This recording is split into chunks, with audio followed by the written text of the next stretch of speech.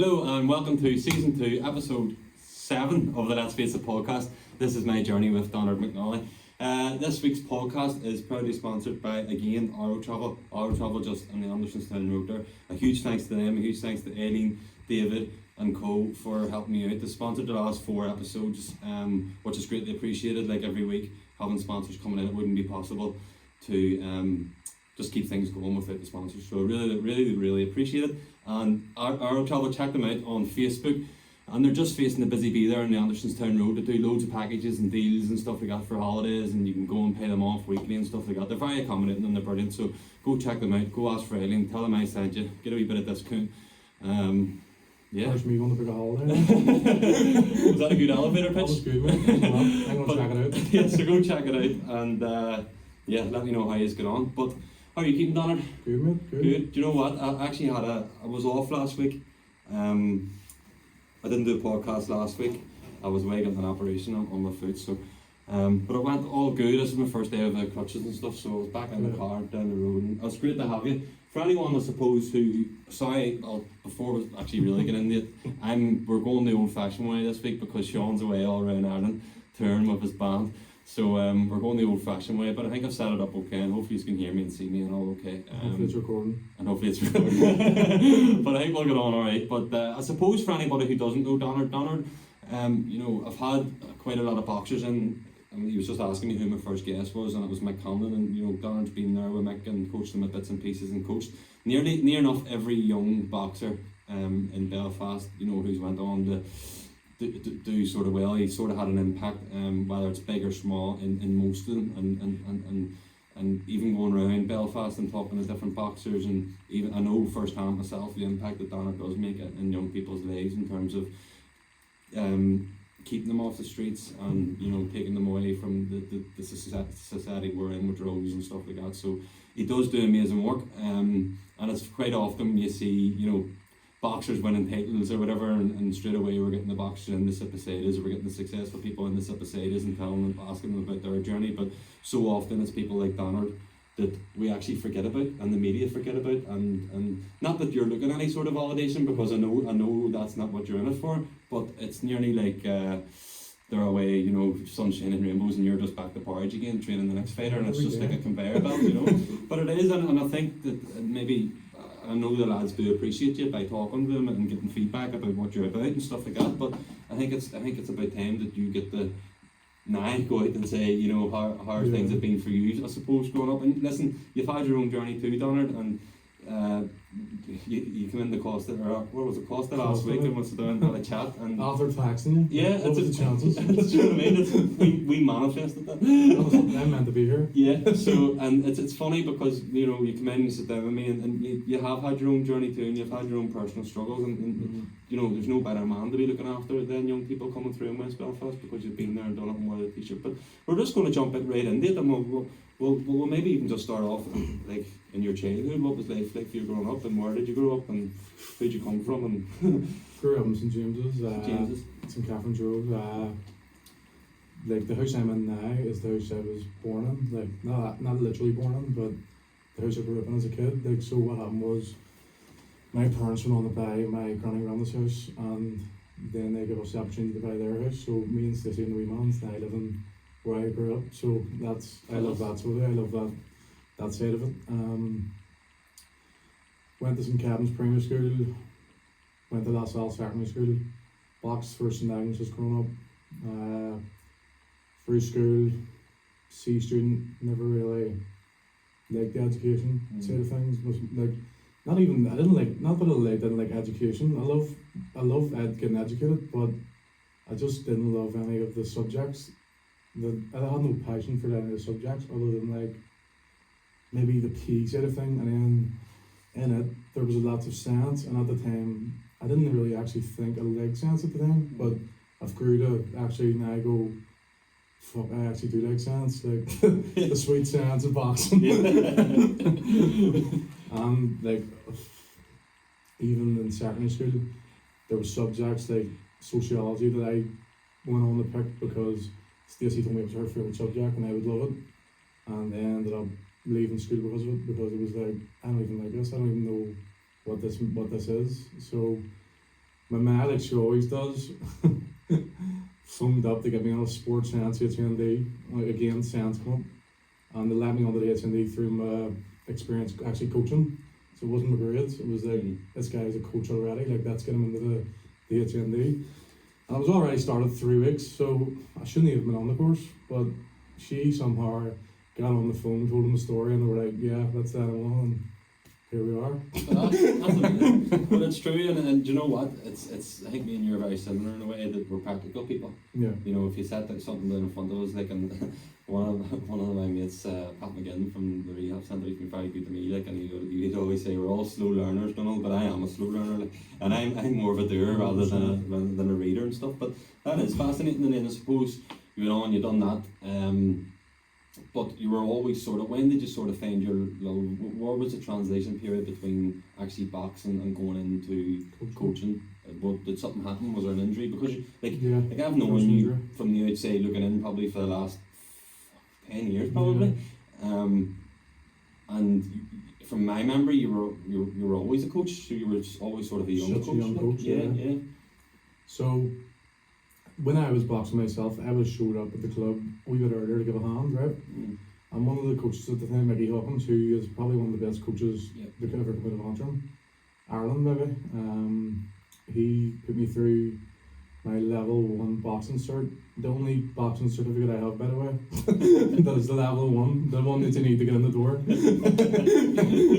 Because I get fucking certificates. So he put me through that, and I must have been like 18 at the time. He put me through it, and then I would have went up to the club before again, and I learned a couple of things on the course from Mickey taking it, and I was like, you know what, I learned a lot from this guy. So I was watching him coaching, went up to the club early, worked with him, learned a lot from him, and then it led me into getting into that side of things, but I was still fighting at the time myself. I think my last competition was, it was either the under 19s or I think it was under 19 All Ireland. And then there's a break in the season in boxing, and one of my friends on the TAC course in the HND was like, while you're on the break for boxing, why don't you come down to American football with me? I think you'd be a good American footballer. And I was like, fuck, I watched films about American football, I think I'd be a good American footballer as well. So I went down with him anyway, didn't know the rules. 2 training sessions later, they were starting me, and I was like, I have no idea what I'm doing here. So one of the matches, or I think it was training actually, I had the ball. No, all I knew was I was in linebacker position, so all I knew was the guy running with the ball, I had to stop him, right? So this guy was running with the ball, and I went in for a tackle, and he was shorter than me. I went low, and he went lower, and he went right into the ribs, and I thought my ribs were broke, and I was like, holy fuck, I think I broke my ribs. But anyway, I got up, dusted myself off, and played the rest of the match. And I remember my mate dropped me off outside Park Centre, and I had to walk home, and I had to sit on a wall and call, I think it was Stacey came around, and had to carry me around the house. Like, it was my 2 discs in my back shot out. So hold on a minute, just to set the record straight here. It was American football that ended your boxing career? What the fuck? I'm not even American. So, jeepers, I wasn't expecting that, that's amazing. But now listen, it wasn't just that injury. There was a lot of reasons around that injury. There was a lot of ego lifting in the gym. Right. With wrong technique. I always, like, I miss their safety in the gym now. If I see somebody's back going into place, or like somebody doing something I don't think they're capable of, I'll be the first to step in and say, yo, listen up, go later, do this, make this adjustment. Don't get injured for ego injuries, because I've been there. Like, whenever I was, I'm not blowing myself up, but whenever I was like maybe 16, 15, I think I had like a 135 bench press and like a 250 deadlift. Like, I was really strong for my age. I developed a lot quicker than my mates. Do you know what I mean? Like, I was always big. I was this age when I was like maybe 13, 14, like this height and stuff. So yeah, ego injuries led to the injury as well. And that American football injury was probably an ego injury as well, because I probably went in for a tackle way too hard. Thinking you were the big lad or yeah. whatever.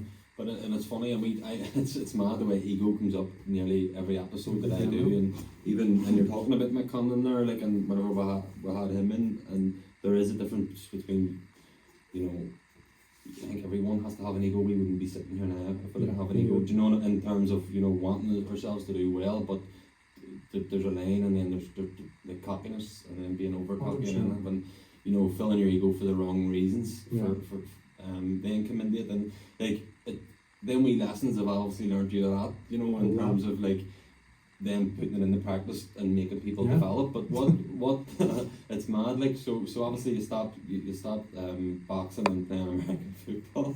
Well, American football career lasted about 3 weeks, 50 tackles and 2 matches. But and then was going to Glen then, or Glenanne? Is it Glenanne? Yeah, Glenanne. So was it going there but really sort of started your coaching career, or what? So what happened was, when I got injured, I went back up to the club to try and work around the injury, and it was that bad that I couldn't. So I actually stopped boxing altogether and hated the sport. Did you? Yeah. So like I took a break, and then what happened was I joined Academy 1. Do you remember the old gym in Conway? You know, the Conway Mill? Yeah. I always get mixed up. No, not Conway Mill, Blackstaff. Sorry. I mean the OG gym. Like I loved it.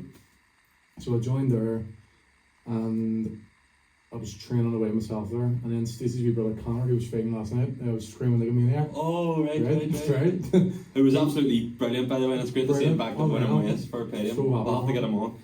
And so he was only a kid at the time, maybe, I was Stacey when we were 15. I was 19 when I got injured. He was maybe 10. Not that young. Maybe around 10 or 11, wee bit older. I had worked with him before that, showing him wee things, but when I started actually helping him out, I can't remember what age he was, maybe 13 at the oldest, and people would see me coaching him and been like, "Here, can you coach us like that?" And the owner of the time, Charlie Hill, he called him, I'm not sure if he still owns it or what, he approached me and says, "Why don't you just do this for your job?" And I was like, "Do you reckon I could do that?" And he was like, "Yeah, like use my gym and just charge people for, you can take a boxer shades class from me," which burned my eyes, taking boxer shades. But I needed to do it to get the gym and get the space to get people in the door. And then one thing led to another, and I ended up coaching from Connor. I got work with a couple of fighters. I want to say Kay McClurkin was the first MMA fighter. Yeah, he was. So Kay McClurkin was the first MMA fighter, and that's a funny story how we met. So I was leaving Thompson's one night, and we banged into each other by an accident. He was on the door, and I was walking out.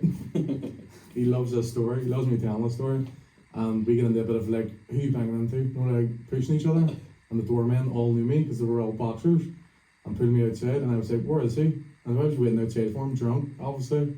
Still had an ego at the time, and little did I know, if Kyle had come out that door that time and I had a fought with Kyle, he would have mangled me. Like, you know what I mean? So my ego definitely would have got checked that night.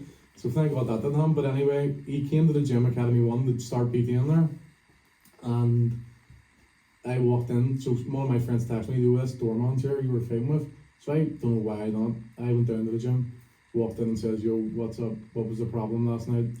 And he was like, "Mate, there was no problem." So it was all in my head, like from being drunk, obviously.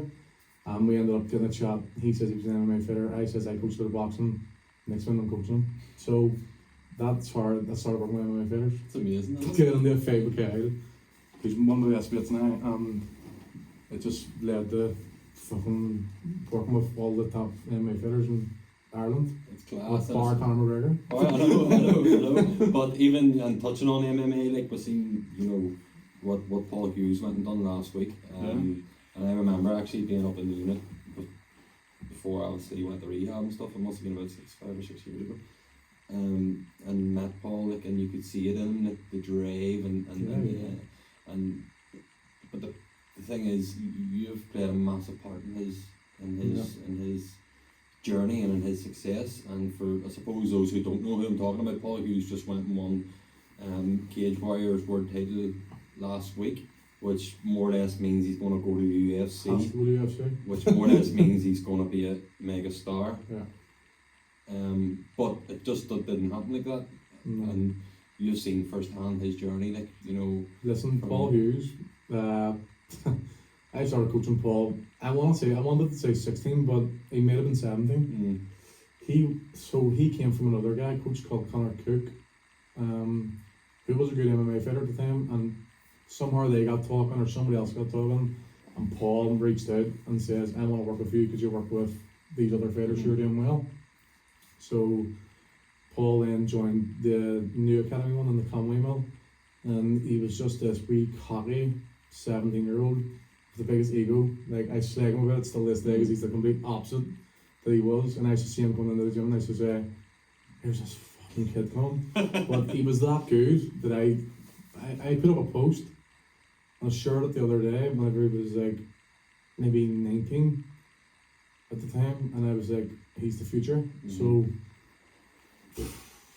don't know if it was a random call, but it's happened a lot where they've made these calls of like, yeah, that guy can do it, yeah, this guy can do it. And just from getting to know the fighter rather than watching. Yeah.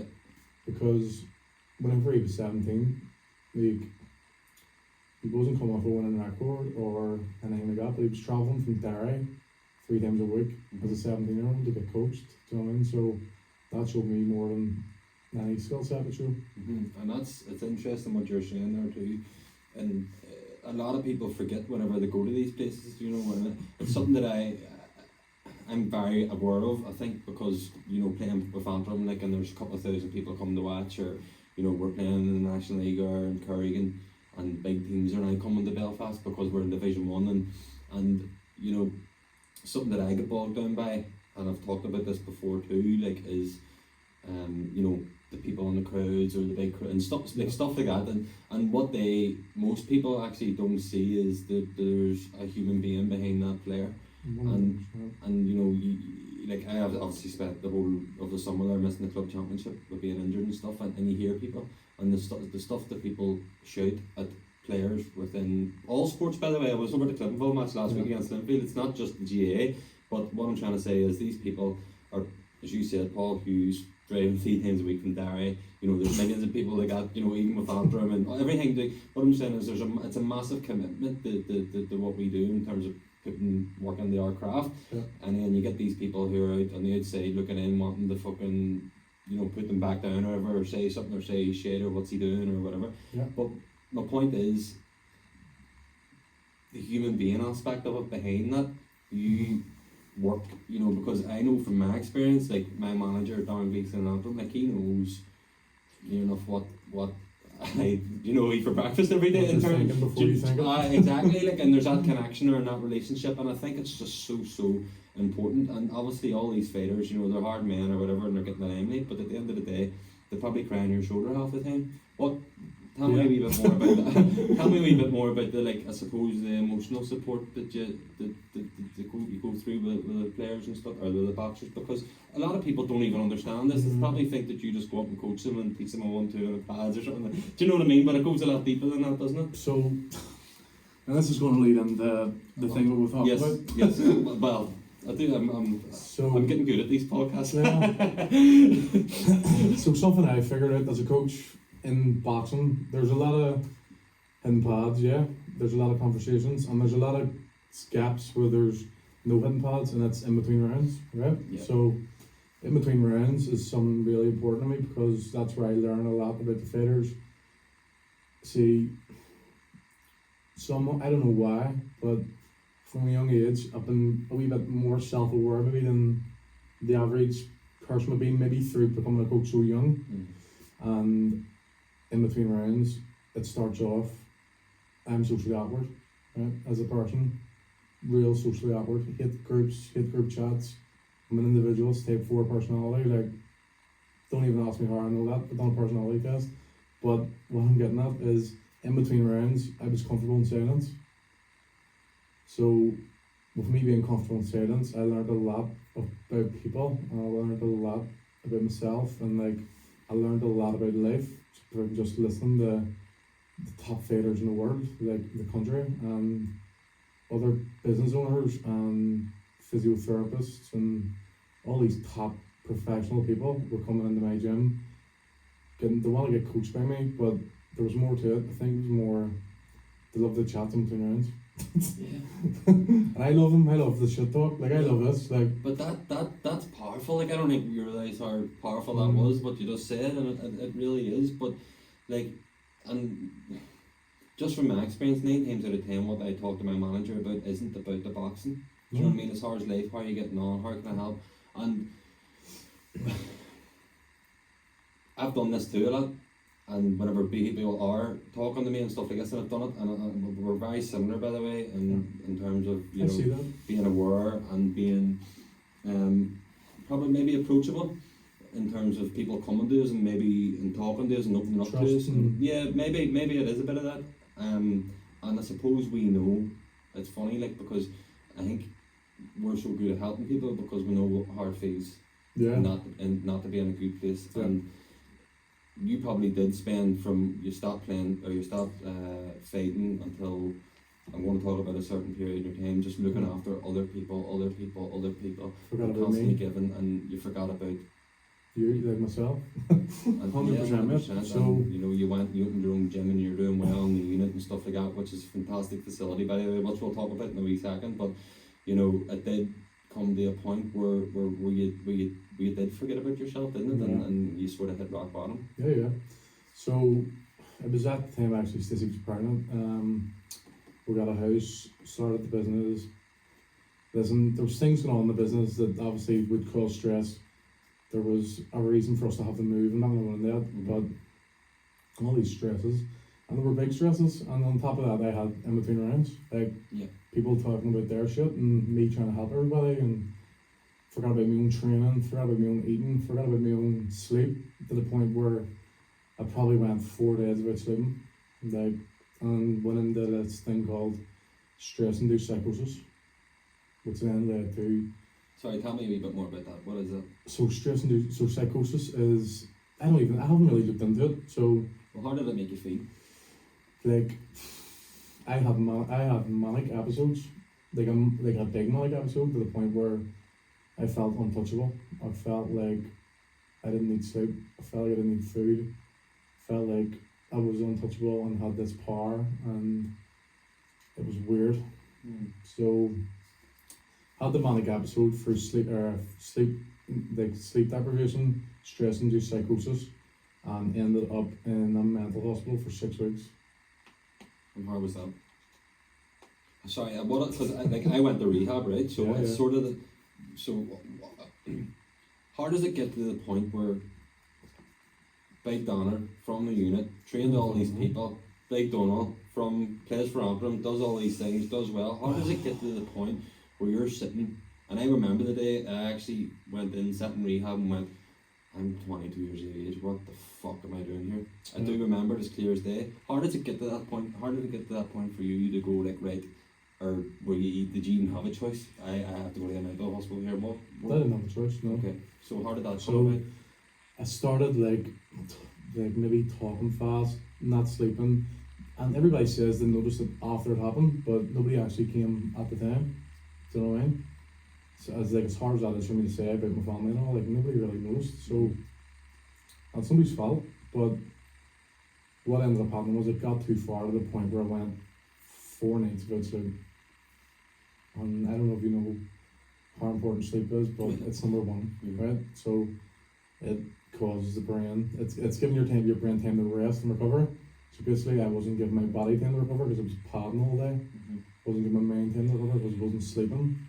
So I literally burning the candle at both sides, you know what I mean, if that's the same. Yeah. And I remember me and Sissy went down to the hotel in Derry, and I couldn't sleep, and I was talking riddles, thought I could hear voices, hallucinations, thought people were coming to get me, thought people were going to try and do harmful things to Sissy and the baby, like real deep shit, like real stuff that no man can handle. So I remember getting the train up.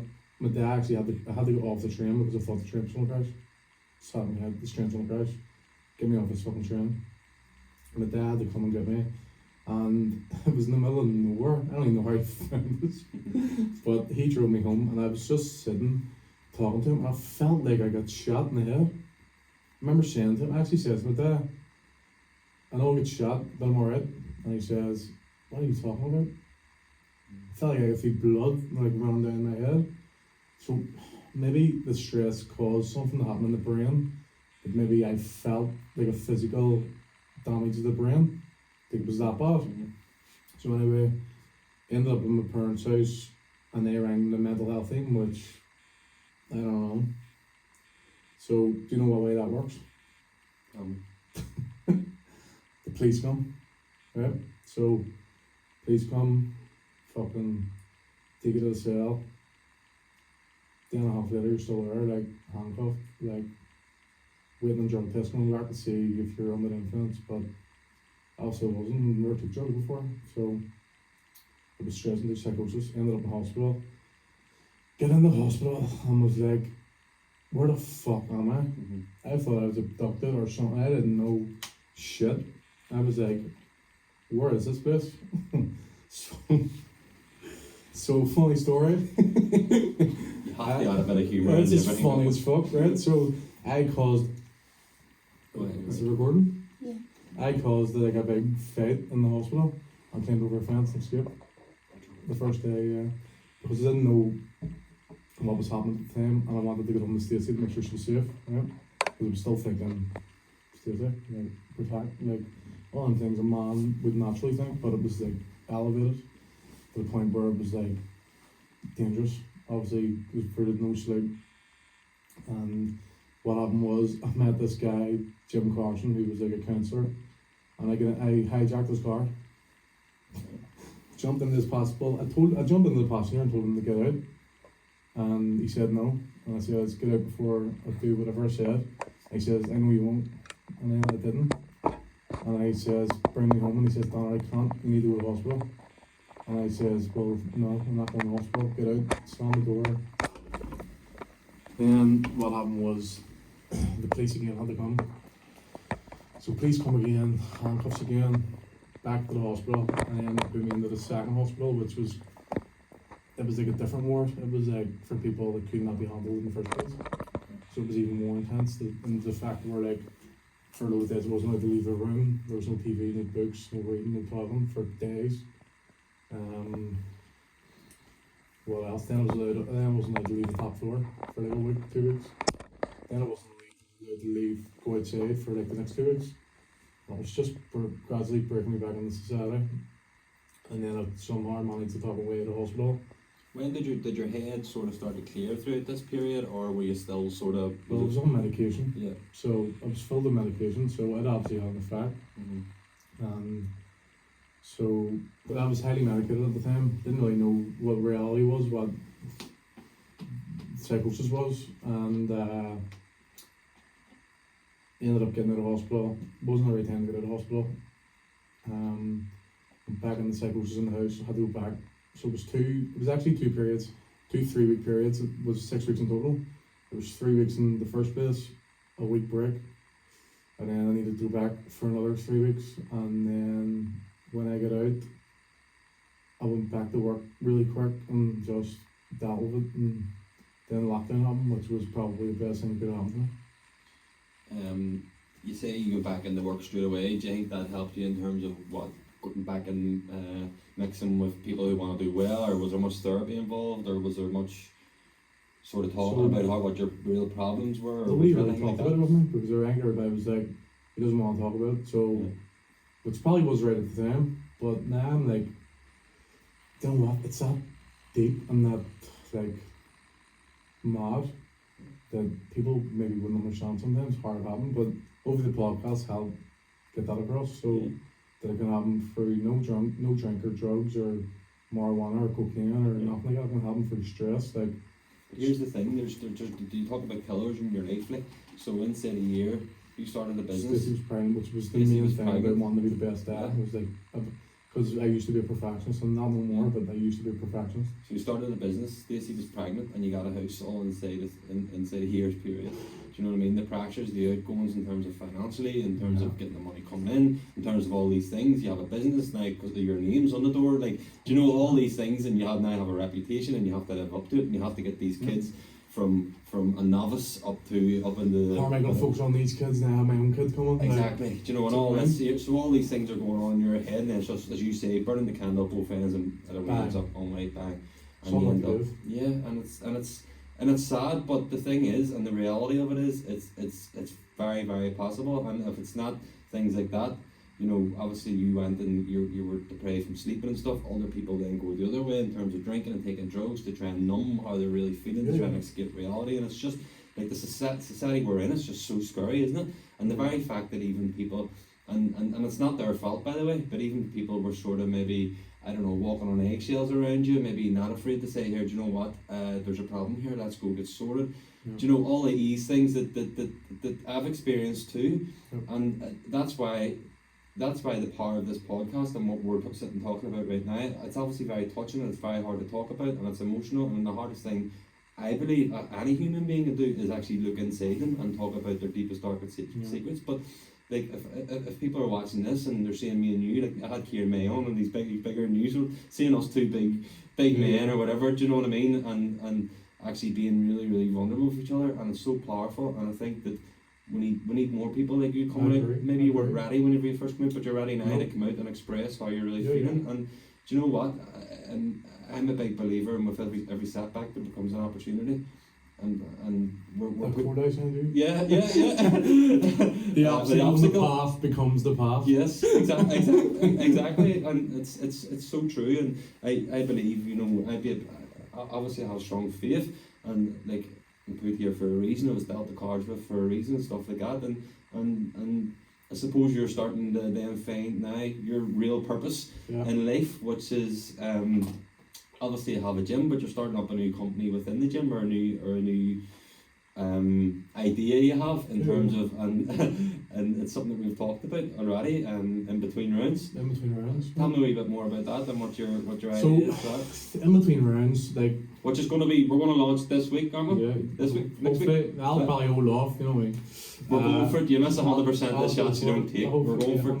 100%. So in between rounds to me is where I learn most as a coach and as a person. And in between rounds isn't in between rounds as in 12 round title fight, 12 breaks. It's in between rounds of life. It's in between rounds of becoming a dad, like, I don't know, going for a breakup, getting a new job, like a death in the family, anything like that. Because I've been through a lot of them. I can direct. I don't feel like I can help. I feel like I could help direct. You know what I mean? Like, I feel like I could bring a group of men together that are going through similar stuff, make a community type feel for, obviously women need it as well, but I feel like I could handle men better because I'm a man, obviously, and men, no disrespect to women here, but men probably understand men a lot more than women would understand men, in my opinion. I could be wrong, but other than a mother and a wife, maybe other women may find it hard to go into this type of talk with a man. I don't know, I could be wrong.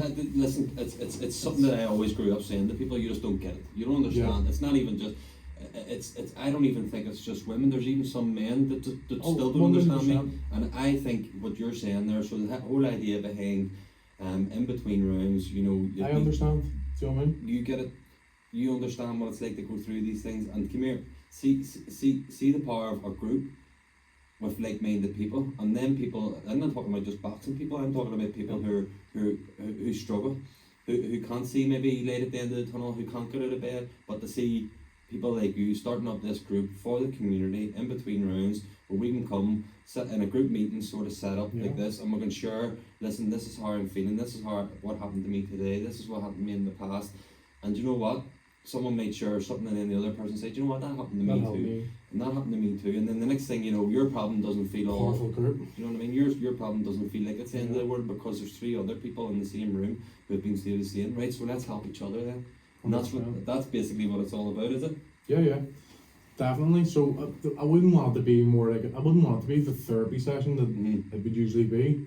I would more want it to be me opening up maybe a wee bit, making people comfortable around me. Not even talking to me about it, but me maybe recommending to go and see a counsellor or anything like that. And then probably helping bring people out of their comfort zone a bit with like I don't know, maybe I could hire the best martial artist in the country to come in and help. Maybe I could hire the best jiu-jitsu coach in the country to come in and help. Maybe I could do the boxing. Maybe we could take them out of their comfort zone, do group settings where men come out of their comfort zone, be a bit of a talk beforehand, be a bit of a talk in between rounds, be a bit of a talk after the final round, after the final bell as well, and just put it together like that. That's what I'm kind of going with it. It's unbelievable. I think it's I think it's class what you're doing, because it's like, right, listen, I was in your position a year ago, like, right, what can I do, because I have a purpose now, and not a duty, it sounds bad, but definitely a purpose to give back, because it's not just because I'm helping, it's because it helps me too, and it helps my recovery. Do you know what I mean? Yeah. And that will help you. The more you share, the more you're with like-minded people.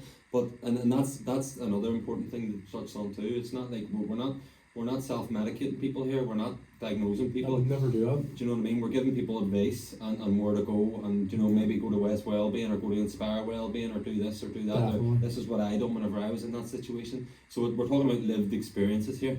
So there's a difference in me telling somebody how to do things and me listening and asking a good question. 100%. And by the way, lived experiences, you can't beat it. Do you know what I mean? Because I did it in my experiences. Go in and sit in the doctor and the GP and told him how I was feeling. He throws the tablets and then that's it. Do you know what I mean? So there's what I'm trying to say is that there's more than one way. There's more than one way to skin a cat. There's more than one way to help people. There's more than one way to be excited about your future, or to become the best version of yourself ultimately. Yeah. And by you doing what you're doing with in between rounds is just it's absolutely amazing. It's class, and I can't wait to see it unfold and see what you're doing. But it works out, because it's the first time I've probably done do something by myself. Yes.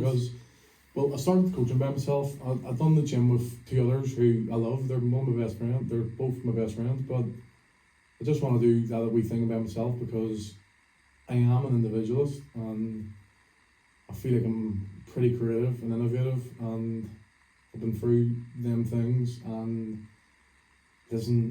I'm not saying I'm the man for the job, but maybe this can hit the man for the job as well. Like, and they can come in and help, and we can do it together. It's not about money, it's not about anything like that. It's just about helping society through, like, I feel like men struggle, women struggle as well, right? But I'm a man, I can only talk about a man. Men struggle to open up, they struggle to talk, and it's the society we're built in. The only time my close friends open up to me is when they're drunk, or drugs, or it's too late, like they're crying, and I'm just like, how did that happen? How did I not see that coming? Sometimes I did see that one coming, and how could I have helped? But I can't always help, and that's why in between rounds should be a group setting. It wouldn't be an individual thing. It'd be more like a hybrid program, which would be mostly online, but group settings in terms of like group talks. Maybe I could bring in the best nutritionists in the country, doing talk nutrition. Stephen Floyd, SF Performance Nutrition. He's doing what I'm going to talk about. He's the man.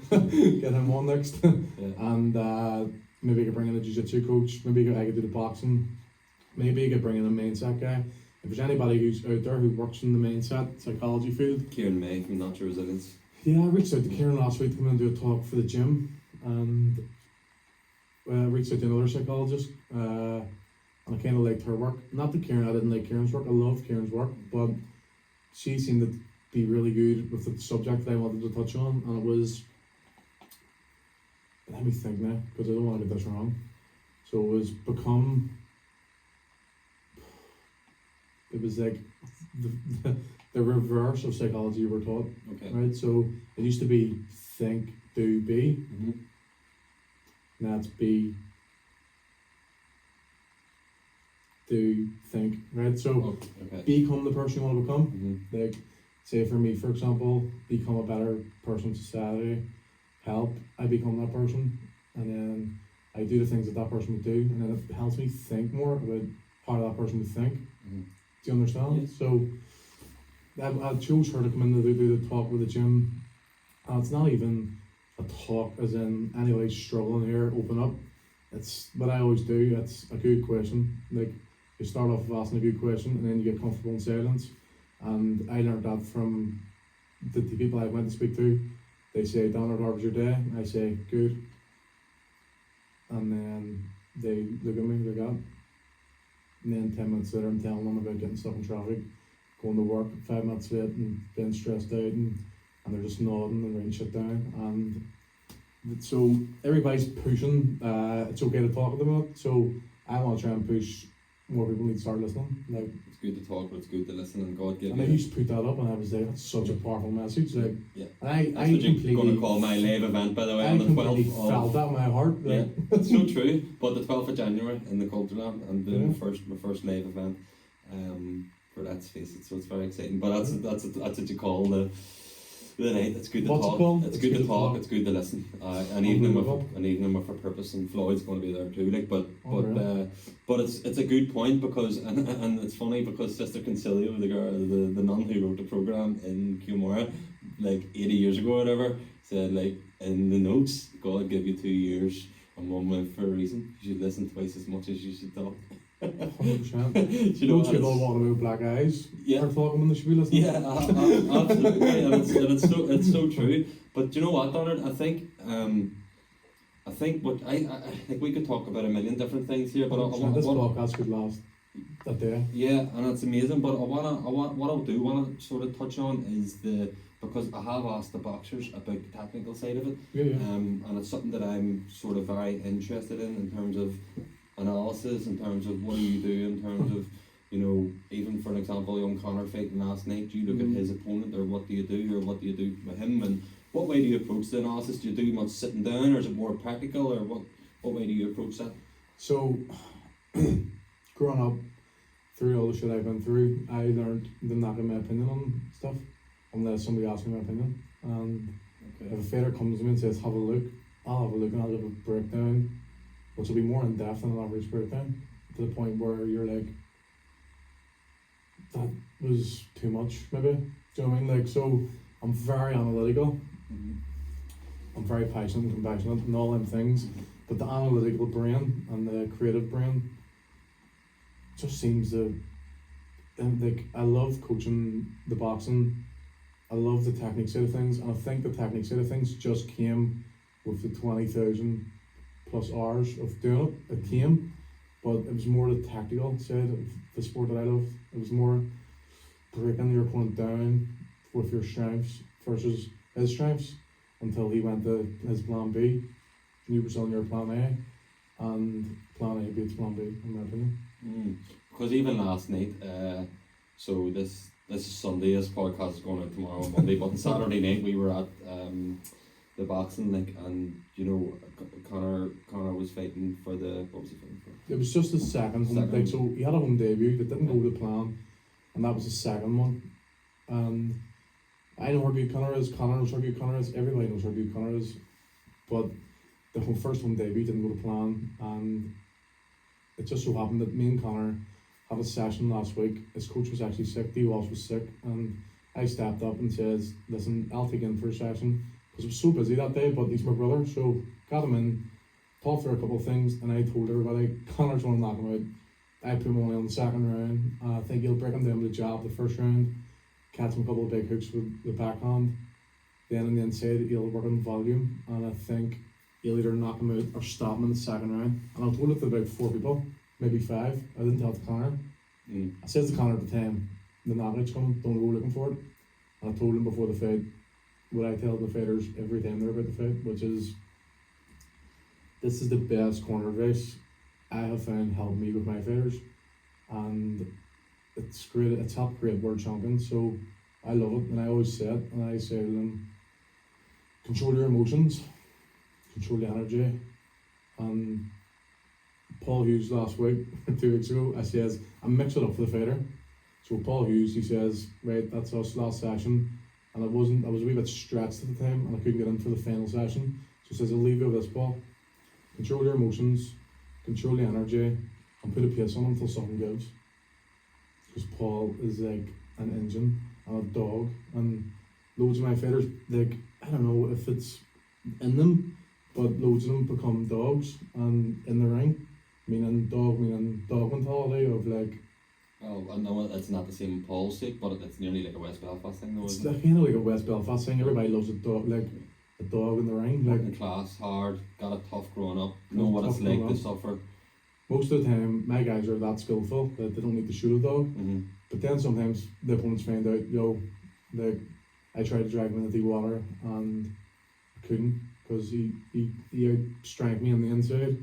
He beat me to the job on the outside. His setups were better, his escapes were better, and something ends up giving. Like, Jordan Fuchenix was such a good fighter. Like, and I thought Paul won the first fight, but it was close. And Jordan went away. And there's actually a documentary, like a name and a video of Paul, not me telling Paul what I thought he should do, but Paul saying to me, Donald, I want to work on this now. And I said, that's right, okay. There's actually a video of the session. It's me, a guy called Roscoe, who does the video for Paul, does the documentary on his career, Mick Conlon, and Paul Hughes in a boxing ring, talking about the rematch, me putting the tactics in place from listening to what Paul wanted to do. And it's like 9 minutes long, and I watched it back last week after the fight and was like, we got that one right, but Paul got it right because Paul watched it back and he noticed himself taking the step backs when the opportunities were there. And Paul has an engine better than most people I know, and he hits harder than most people I know at the featherweight division. So the game plan going into that one was no loading up, the spice of the left hook, which he did a couple of times, but not as much as the first round. And when he was in the inside, more volume and more setting up big shots from the outside, and not to stand mid-range with Jordan, because Jordan is such a weapon. He's like a Swiss Army knife, and he'll hit you things that you're not expecting, and he doesn't really do the same thing twice. So I didn't read too much into Jordan's game. I read more into Paul's game and where he went wrong the first time. So Control the controllables. Control the controllables. And that's so interesting because in Gaelic and hurling and stuff, it's more or less just us sitting there and everything's just through down your neck and go learn that. So you actually put the Paul, like, right, go tell me what you've done wrong. You went, analysed it, okay, based on the fact what he thought he was doing wrong, and then you just went and put it into practice. And I just think that's amazing because you then create that partnership and relationship. And the only thing that I can sort of imagine what there is there between you two is complete and utter trust. Like. Yeah. And I suppose that's what it all boils down to. Yeah. But do you know what, Donald? It was it's funny, like, because like there's a lot of people sitting on that sofa, like, in terms of since I started this, and big names and big following, and a lot of people would know them and stuff like that, and that's probably one of the most interesting conversations I've had in terms of your why. Do you know what I mean? And I didn't even mention that, the You why. need to get clear on your why, man. Do you know what I All mean? the best in the world Yeah. are clear on their why. Yeah. I didn't know what my why was, and now I know what it is. It's just that I'm so passionate about coaching, and I just want to help as many people as I can through coaching, and the only way for me to do that is to start a group, do a bit of online stuff, bit of accountability check-ins that are like systemized to help me also and help the person through my time and my experience. It's not 1-to-1, 2-hour conversations every time. We joked the day that I have like 5 coffees with 5 5 different coffees people. with 5 different people every week. But that's your therapy. That's my therapy, man. And see the people I have the coffees with.